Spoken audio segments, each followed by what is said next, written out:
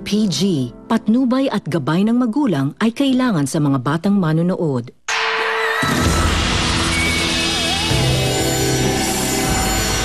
Tapos na ang laro ng Survivor, pero hindi pa tapos ang laban para sa inyong tatlo.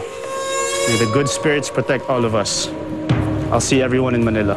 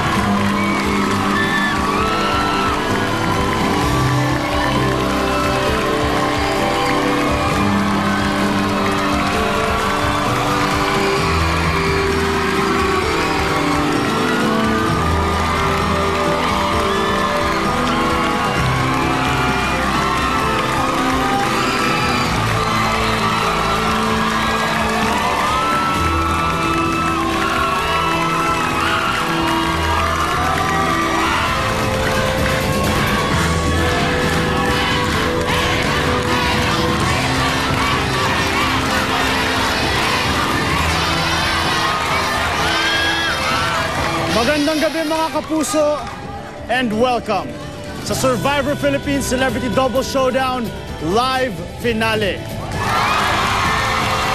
Mga kapuso, hawak ko po ngayon ang resulta ng pinakahuling Tribal Council. Mamaya-maya lang babasahin ko na ang mga boto at malalaman na natin kung sino ang mananalo ng 3 milyong piso, tax-free, at tatanghaling next Celebrity Soul Survivor. Pero bago yan, gusto ko munang tawagin ang ating Final 3. Sila ang tumagal sa laro ng buong 36 days. Nagtiis ng 864 hours ng malupit at mapanganib na pamumuhay sa isang maganda, ngunit malupit na isla. Sa loob ng 51,840 minutes, hinarap nila ang iba't ibang physical, mental, at emotional challenges. Ibinigay nila ang 3,110,400 seconds ng buhay nila para malaman kung sino sa kanila ang makaka-outwit, outlast, at outplay ng iba pang castaways. Mga kapuso, ang ating Final 3. Mga kapuso, ang una sa ating Final 3, ang probinsyanong patawa, Albert Betong Sumaya Jr.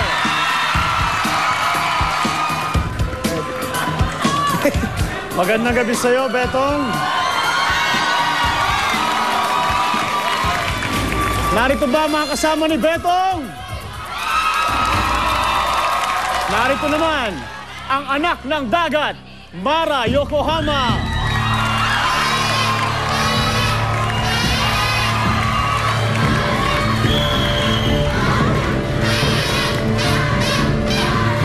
Morning, Richard. At ang huli sa ating Final 3, ang fighter ng isla, Steph Prescott.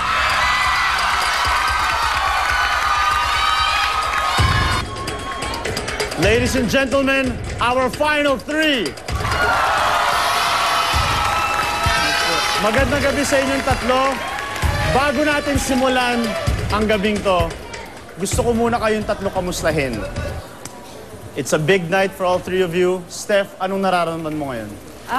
Kanina pa ako sobrang natitense at I think we've all been waiting for this moment for a while now. So I'm grateful that it's finally here. Betong, nang malaman ng mga kaibigan mo, ng mga nagmamahal sa'yo sa buhay, na nakasama ka dito sa Final 3, ano naging reaksyon nila? Hindi sila makapaniwala. Pero, Bakit? Ba't di sila makapaniwala? dahil,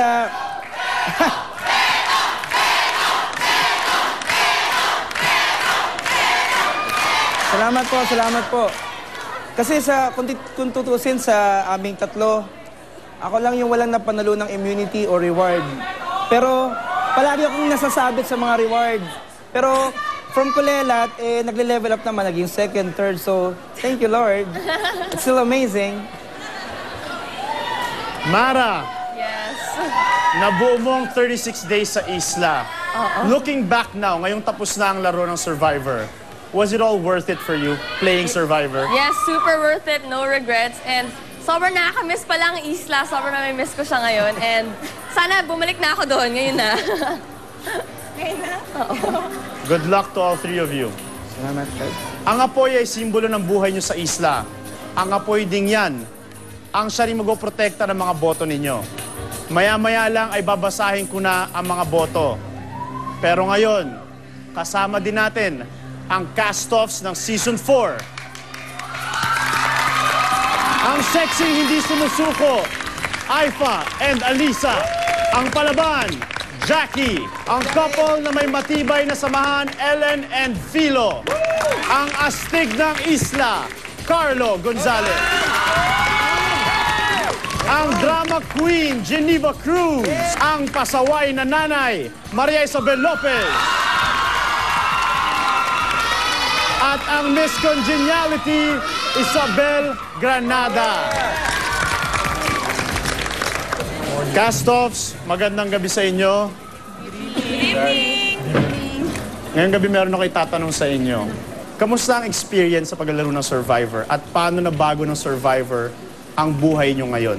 Isabel, ikaw na muna. Okay, I guess we have learned a lot dito sa Survivor. Talagang yung strengths namin talagang na-test dito. Hindi lang physically, hindi lang emotionally, kundi mentally talaga. So kung paano natin i-strategize yung game, things like that. Kung paano natin babasahin ang bawat isa sa amin dito as a castaway. Talagang medyo yun ang mahirap gawin. Pero ako, hindi ako magsisisi at kung pasasalihin ako ulit, sasali po ako ulit. Maraming salamat, Isabel. Maribel, paano na bago ng Survivor ang buhay mo? Sabi ko noon sa sarili ko, ang yaman ko na sa karanasan. Hindi ko kailangan ng Survivor to complete me. Binabawi ko yung mga sinabi kong yon. Without Survivor, hindi ko masisilip ang buhay ng anak ko na si Mara Yokohama. To her, ang pagpasok niya sa top 3 is my victory. I love you, Mara. And I love Diwatas ng Bulan, Team Marnie! Geneva? Well, I'm sure alam naman ng lahat na ako yung unang umalis sa my isla. And ang gusto ko lang sabihin ay I'm really, really proud of Casey. And talagang na-test yung friendship namin, yung tibay ng pagkatao namin, yung tibay ng relasyon namin, yung pagkakaibigan namin, and us as a family. And sana, pasensya na kayo na naiyak-iyak ako ng todong-todo, but hindi naman ako ganun. Every day, mga once a week siguro. The joke. No, but yun, siguro yun yung side na hindi dapat nakikita ng mga tao, pero nakita sa Survivor, and I don't really regret that anymore kasi lahat naman tayo may ganung mga moments and lahat tayo ay tao lang. So, yeah, Betong. Casey! Okay, maraming salamat, Geneva. Carlo? Wala naman masyadong nagbago. I mean, mas nadagdagan lang yung karanasan, yung learnings, yung growth mo as a person and as a human being. At yung Survivor yung nagturo sa akin ng yung pagiging totoo mo sa kapwa, yung pagiging totoong tao mo, it's beyond everything you do in life. And yung Survivor yung nagpatibay yun kasi pinush ka sa limits mo eh. Andun ka na sa edge. And yun yung magte-test ng character mo. And so far, mga nakilala ko, especially from my tribe, yung tribo Tala, talagang mga totoong tao, wala akong masasabi. Kaya betong tayo all the way. Yes! Maraming salamat, Carlo. Aifa. Mas natuto ako magpahalaga doon sa mga bagay na kahit maliliit lang. Tapos syempre natuto rin ako na kumilala ng bawat isang ugali ng isang tao kasi ang dami namin eh. So hindi mo alam kung paano mo babalansehin makisama. Syempre para sa amin na Lisa, nung natanggal kami na una, kami kasing nawalang unang pares, pag napapanood namin sa TV, may panghihinayang ng konti pero syempre hindi pa naman lahat doon natatapos eh. Lahat naman merong pwedeng magsimula ulit ng panibago. Yun lang. Thank you, Survivor. Alisa? Ako, wala masyado nagbago gaya ni Carlo kasi nakakabitin, di ba? Parang ilang araw lang kami doon. So hindi ko maranasang bumaho, di ba? So kung bumaho, di ba, mga tala? Ayun, gusto ko sumali ulit kung magkakaroon ng chance. Tapos, thank you, Survivor. And go, Betong! Peace, Mara, and Steph. Jackie? For me, it's just really tested my character. Tsaka parang mas naging mapasensya ako dahil sa laro. And it taught me how to be more appreciative sa mga maliliit na bagay, katulad ng bigas and pagkain, di ba? Sometimes we take that for granted na hindi ganun kadali para sa ibang tao na makakain din. So, there are things like that na natutunan ko mas i-appreciate, lalo na yung family ko. Maraming salamat, Jackie. Ellen? Wala naman masyadong nagbago kasi 6 days lang kami doon, di ba? So, gusto ko lang mag-sorry sa mga sumusuporta sa akin, na-disappoint ko kayo kasi nag-quit ako. And wala, the same pa rin. Happy. Hilo? For me naman, nothing much changed also. But I am just thankful that I joined because I got to meet wonderful people. Especially my tribe Tala. Especially someone like Betong, who throughout the game didn't change. The same man he was beginning is the same man he was in the end. I'm feeling honored. Maraming salamat, cast-offs. Enjoy the rest of the night. Go, Betong!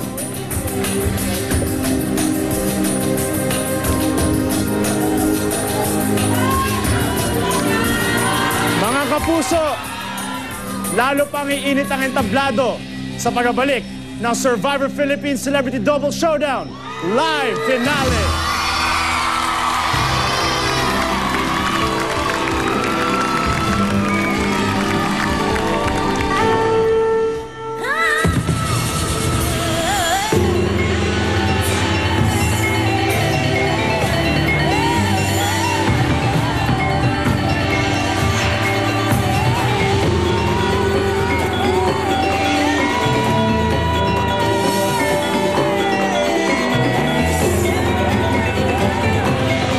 Gusto ko pa ipagpatuloy kaya lang talagang mahirap talaga eh. Sobrang proud ako sa sarili ko. Hindi ako nag-quit. Unexpected talaga. Ako lang naman ang may J eh.